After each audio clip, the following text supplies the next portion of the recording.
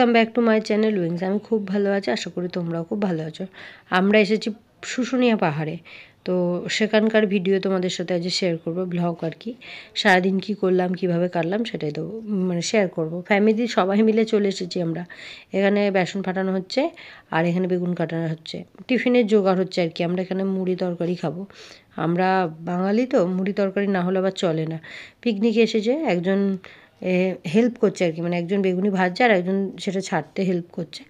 আমরা ছাড়াও অনেকে এসেছিলো, ভালোই ভিড় ছিল, তবে আমরা খুব একটা ঠান্ডা আসেনি, গরমেই এসেছিলাম। দেখতেই পাচ্ছ এখানে দোকান, এখানে প্রচুর দোকান আছে, খাবারের জিনিস পাবে, বিভিন্ন স্টেশনারি জিনিস পাবে, পাথরের জিনিস পাবে। তবে এখানে কস্টটা অন্যান্য জায়গা থেকে একটু বেশি হয়। আর পাথরের জিনিসগুলো সেম দেখতে সিমেন্টের হয়, যেমন পাথরের থালা, গ্লাস, বাটি, সিমেন্টেরও সেমই দেখতে হয়। ওটা তোমাদেরকে নিজেদেরকে দেখে যাচাই করে নিতে হবে। পাথরেরটা একটু কস্ট বেশি বা কালার ছাড়া হবে, সেটা দেখে নিতে হবে। দোকানদানি পেরিয়ে পেরিয়ে পেরিয়ে অনেক দূর চলে এসেছি, দুসারে দোকান আর তার মধ্যেখান দিয়ে রাস্তা দিয়ে পাহাড়ের রাস্তা চলে এসেছে। আর এখানে ঝর্নার জল পড়ে, এটাই হলো এখানে, এই জলই স্নানও হয়, আবার সকলে এই জলই খায়। চলে এসেছি পাহাড়ের উদ্দেশ্যে, পাহাড়ে উঠবো বলে। আমি তো দেখেই অবাক, ভাবছি যে উঠবো কীভাবে, জানি না উঠতে পারবো কি না, তাও দেখা যাক, চেষ্টা তো করবো। পুরো খাড়াই রাস্তা, একটু বেসাবধান হলে নিচে গড়িয়ে যাবে। তাই তোমরা যখন আসবে তখন তোমরা একটুখানি দেখে শুনে উঠবে। আমি ভিডিও বানাচ্ছিলাম বলে এইভাবে বানাচ্ছিলাম, কিন্তু তোমরা প্লিজ কেউ এইভাবে রিস্ক নিয়ে ওঠো না, একদম ক্যামেরা বন্ধ করে ওঠো। আমার না এদেরকে দেখে খুব কষ্ট হচ্ছিল, আমি তো এমনিই উঠতে পারছিলাম না, একটুখানি উঠে একদম দম আমার শেষ হয়ে গেছিলো।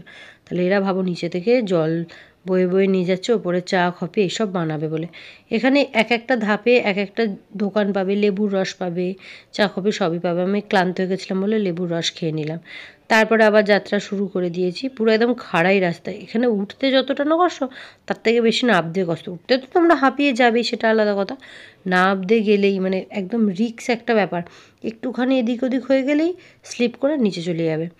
যখন একটু নিচে ছিলাম তখন একবারে লোকজনের আভাটা একটুখানি বেশি বেশি ছিল, অনেক লোকজন ছিল। যত উপরে উঠছি তত লোকজনের পরিমাণটা কমে যাচ্ছে, মানুষ উঠতে পারছে না। আর যাদের একটুখানি হাঁপানি বা সাইনাসের প্রবলেম আছে তারা প্লিজ ওপরে উঠো না, প্রচণ্ড কষ্ট পাবে, উঠতে প্রচণ্ড কষ্ট হয়। আমি পুরোটা উঠতে পারিনি, সত্যি কথা, তোমাদেরকে মিথ্যে কথা বলবো না। আমার বর, আমার বোনেরা উঠতে পেরেছিল, ওরা শেয়ার করে এনেছে, ভিডিওটা নিয়ে এসেছে, সেটাই তোমাদের সঙ্গে শেয়ার করছি। আমার অ্যাজমার প্রবলেম আছে, সেক্ষেত্রে আমি কিছুটা উঠে গিয়ে ক্লান্ত হয়ে আবারও ফিরে গেছিলাম। ওরা গিয়েছিল, সেই ভিডিওটা ওখান থেকে তুলে এনেছে, সেটাই আমি তোমাদের সঙ্গে শেয়ার করছি। এত রাস্তাগুলো এত খাড়াই না, তোমাদেরকে বলে বোঝাতে পারবো না। যে পাহাড়ের একদম চূড়াতে গিয়েও দু একটা দোকান আছে, কিন্তু নিচের দিকে একটু বেশি আছে। আমি খুব উঠতে পারিনি, খুব একটা উঁচুতে উঠতে পারিনি, যেহেতু বললাম আমার শ্বাসকষ্টের প্রবলেম আছে, আর ইনহেলার আমি সঙ্গে করে নিয়ে যাইনি, তাই উঠতে পারিনি। আর হয়তো ইনহেলার নিয়ে গেলেও উঠতে পারতাম না। জানি না তোমরা বুঝতে পারছো কি না। পাহাড়ের এত ধাপে ধাপে কেটে কেটে হয়েছে, তো পুরো একদম খাড়া এই রাস্তা। আর এই দেখো উপর থেকে একদম টপ থেকে এই ভিউটা এসেছে, দারুণ লেগেছিলো আমার দেখে। খুব মিসও করেছিলাম যে যেতে পারলাম না, তার নেক্সট টাইম দেখা যাবে। Thank you.